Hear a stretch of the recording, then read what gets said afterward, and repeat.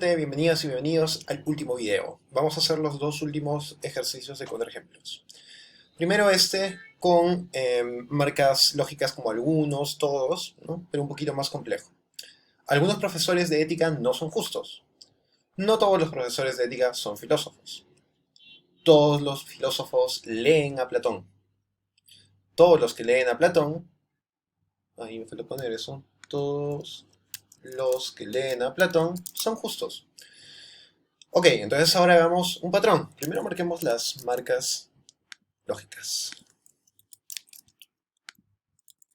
Aquí están todos. Pero también en este caso no, porque se combinan con los conectores lógicos, ¿no? Los conectores oracionales. ¿Hay alguno más? Creo que eso. Aquí hay uno también. Hay que ser bien detalloso con dónde están las marcas lógicas en cada lugar, ¿no? Ahora sí, reemplacemos los predicados. Entonces tenemos primer predicado, profesores de ética, el conjunto de los profesores de ética, que ahora los vamos a poner también como el predicado F acá, ¿no? Y ya que se repiten acá, también los pondremos acá. Aquí, ¿no? También. Ojo, ahora vamos a aprender a utilizar también la marca algunos, ¿no? Segundo predicado, justo. Entonces esto va a ser nuestra G y se va a repetir aquí en la conclusión. Ser justo. Tercer predicado, ser filósofo, ¿no? Estamos hablando de predicados que significan cosas diferentes que las que están en los otros predicados. Por eso les damos estos colores distintos y estas letras distintas. ¿Sí? Se repite aquí también los filósofos.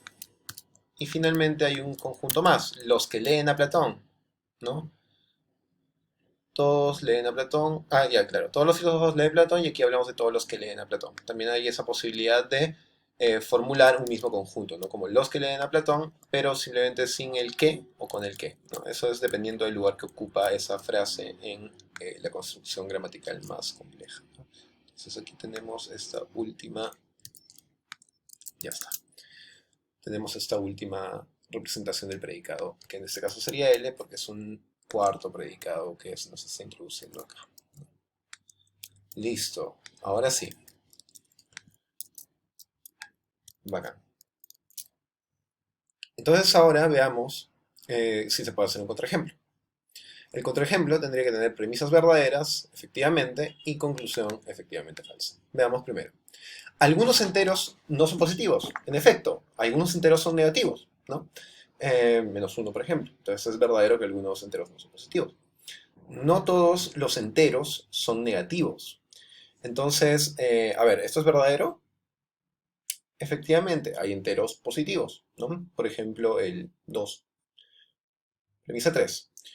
Todos los negativos son menores que cero. Otra verdad efectiva, todos los negativos son menores que cero. No hay negativos que sean mayores que cero. La definición de ser negativo es ser menor que cero. Conclusión. Todos los menores que cero son positivos.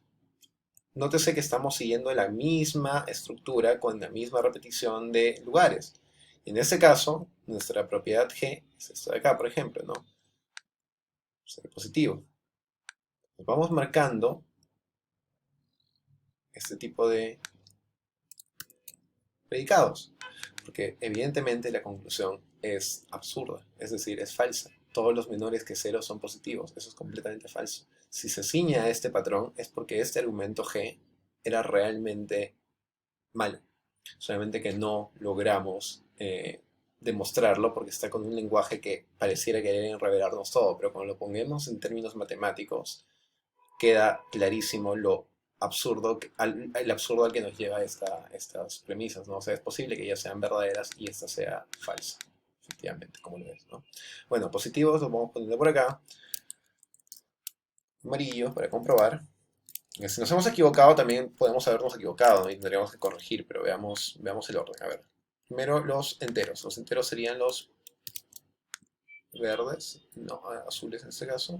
Muy bien, y se repiten acá también. Además tengo algunos, que es mi marca lógica en la primera premisa, con un no, que además también está como marca lógica acá. ¿no? Es justamente ese no. Tengo este otro no, que también está acá. Y parecía cumplirse todo por ahora, ¿no? O sea, creo que hemos hecho bien el patrón. Veamos si es que hay algo de corregir. Enteros negativos son los H, ¿no? Entonces aquí sería mi verde. Y aquí nuevamente lo mismo, ¿sí? Luego vienen los cafés, que eran estos, si no me equivoco, sí. Y se repiten acá además, ¿no? Los menores que cero.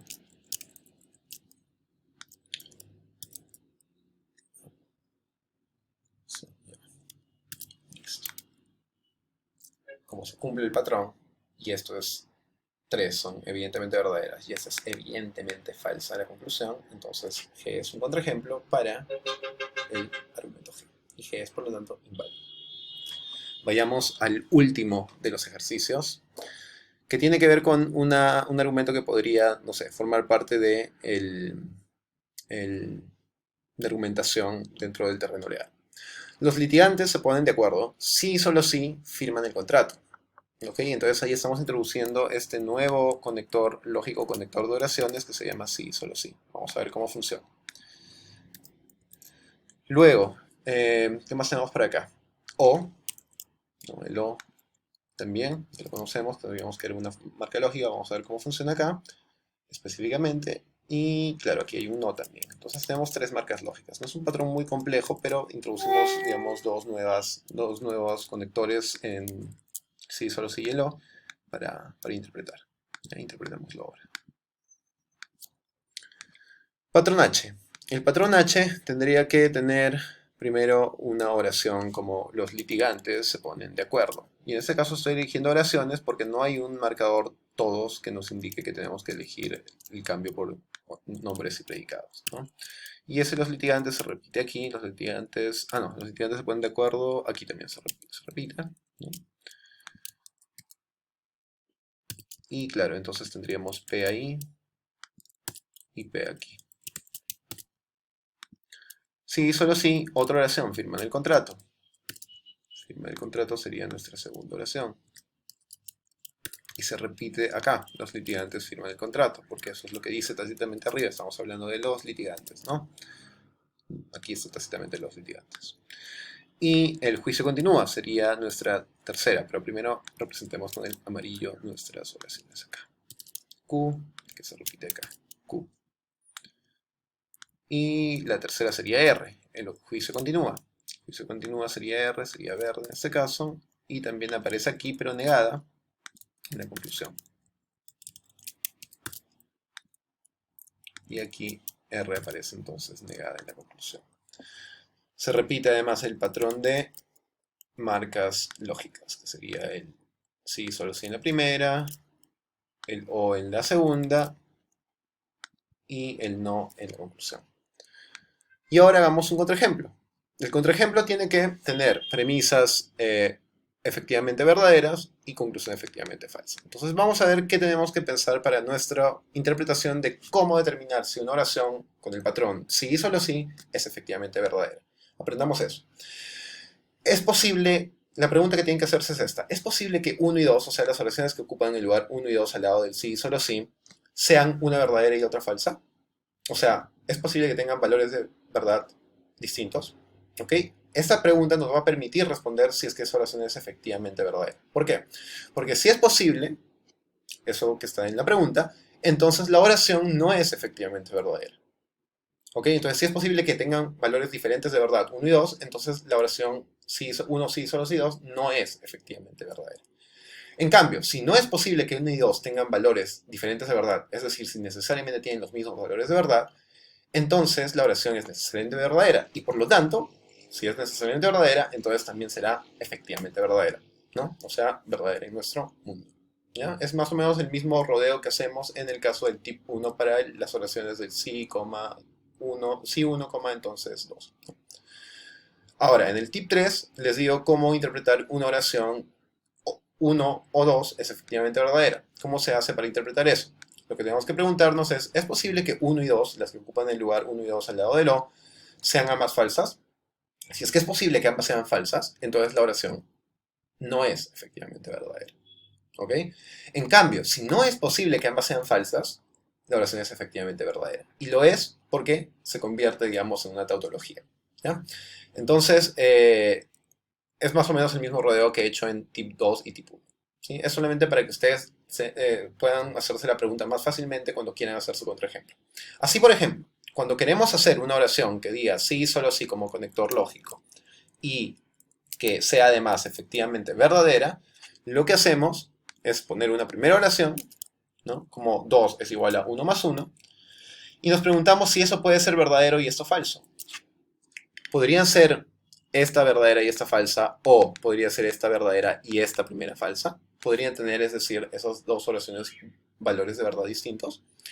Podría ser verdad que 2 más 2 es, 2, que 2 es igual a 1 más 1 y es falso que 1 más 1 es igual a 2. En verdad no puede ser así. Puede ser verdad que 1 más 1 es igual a 2 y 2 es igual, no es igual a 1 más 1. Tampoco es posible eso. Entonces, como al parecer el valor de verdad de uno determina el valor de verdad de otra, entonces se cumple que esta oración sí y solo sí, según nuestro tip 2, es efectivamente verdadera. ¿Ya? Segundo tipo de oración, la que tiene un conector como el O.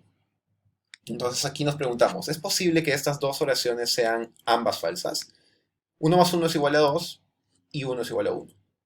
Lamentablemente, no es posible que pensamos ninguna de las dos como falsas, entonces necesariamente las pensaremos como verdaderas. Por lo tanto, esto es verdadero. ¿Sí?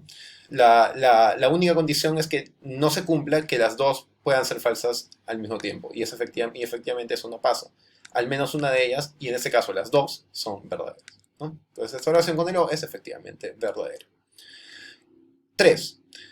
Aquí no tenemos problema porque solamente repito la oración P, 2 es igual a 1 más 1, ¿no? Y finalmente pongo mi conclusión que sería negación, ¿no? Ahí tengo el no, R. Entonces sería no R, y R es, ¿dónde está mi? No, no R, ¿no? Si 1 es igual a 1, la negación sería 1 no es igual a 1. Perfecto. Entonces aquí tengo mi mismo patrón. Y esto me permite entonces decir que esto es inválido, ¿no? Podría además, ya digamos poniéndome un poco más con símbolos, reemplazar esa negación para hacer más sencillas estas oraciones, porque eso es la única razón por la cual he puesto este predicado de, digamos, eso que une al 2 con el 1 más 1 para hacer esta oración 2 es igual a 1 más 1 en letras, pero podría ponerla con un símbolo también, ¿no? Y reemplazar este no, en el caso de un patrón, digamos, H'2, ¿no? Podría utilizarlo para representar la negación de esa manera. Entonces lo pongo ahí. Y representar el mismo patrón. Tiene otra notación, pero significa lo mismo que el patrón H'. Y lo interesante de este es que nos muestra mucho más claramente que todas estas son necesariamente verdaderas, efectivamente verdaderas, además, y esta es efectivamente falsa. Es más, es contradictoria, ¿no? Por lo tanto, hay contraejemplos, en este caso H' y H doble prima, para el argumento H. Y por lo tanto, H es inválido. Listo, gente. Entonces, con eso cerramos esta sesión de 3 videos para resolución de ejercicios modelos de contraejemplo. En la sesión del día miércoles lo que vamos a hacer es resolver un montón de ejercicios como estos, pero en grupo y o por vía Zoom. ¿Listo? Lean el material, revisen los videos y practiquen contraejemplos. Chau, nos vemos el miércoles.